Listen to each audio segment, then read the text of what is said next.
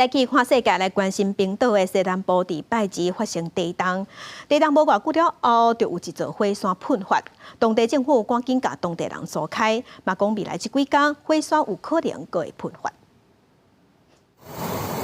浓烟对涂骹冲出来，各位当看到红色的火光。冰岛的西南部一个火山的附近，伫当地时间初一透早是发生真接的地动活动。接落来伫9点外正式喷发，官方已经要求附近一个渔村的居民较紧撤离。